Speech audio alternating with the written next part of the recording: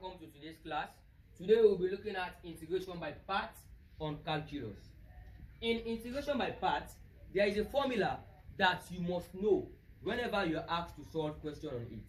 The formula says the integral of u dv is equal to uv minus the integral of v du.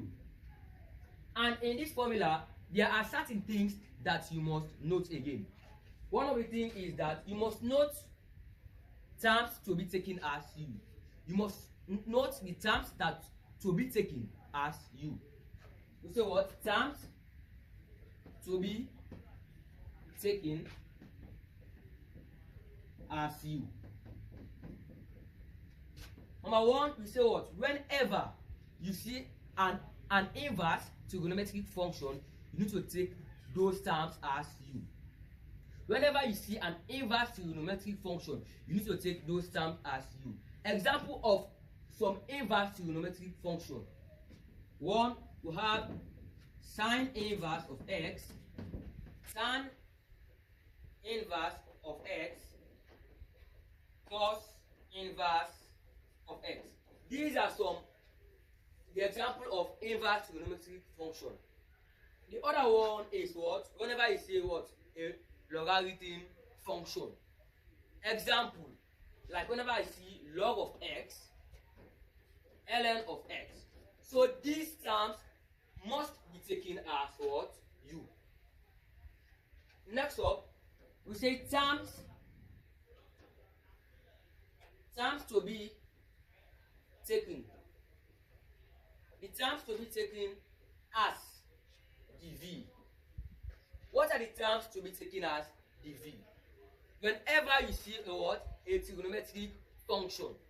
Like for instance, if I have sine x, cos x, tan x, these terms must be taken as dv. And also, whenever you see an exponential function, like for instance, if I say the exponent of x, the exponent of what? Of 3x. So these must be taken as dv. So now let's move on and solve question on this particular topic. So our first question will be the integral of x cos x dx. So this is our very first question. So in solving this question, we are going to use this formula. That is why this formula is very essential. So now, our u. So our u now will be from this question. You are going to find your u, your dv, and others. So now my u, I will take my u to be x, and I will take my dv to be what?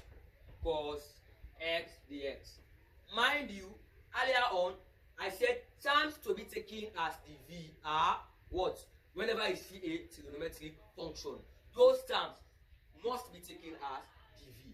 So these terms must be taken as dv. So now since from the formula I have du, and also I'm seeing u. So now I'm going to find v from this concept, and also I'm going to find what? The u. So now how can I find the u? And finding the u, you need to what?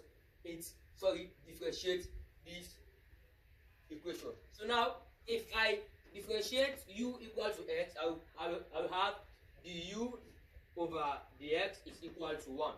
So now I want to find my du, I will cross multiply. So now my du will be equal to dx. Now I want to find my what? My dv, my v. In finding my v, I need to what? Integrate. I need to what? Integrate both sides. Because if I integrate dv, I will have v equal to, and if I integrate cos x dx, I will have sine x plus c. So this is how you go on to find v and that of the u. So next up,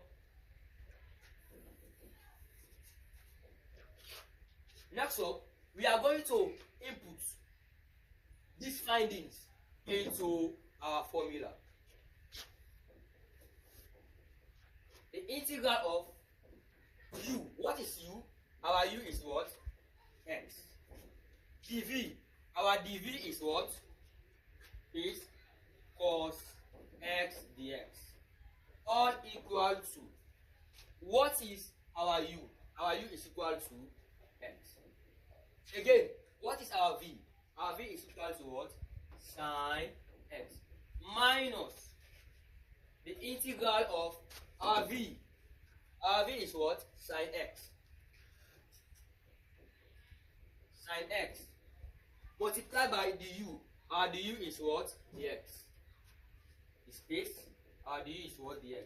So now it will be equal to x sine x minus the integral of sine x dx.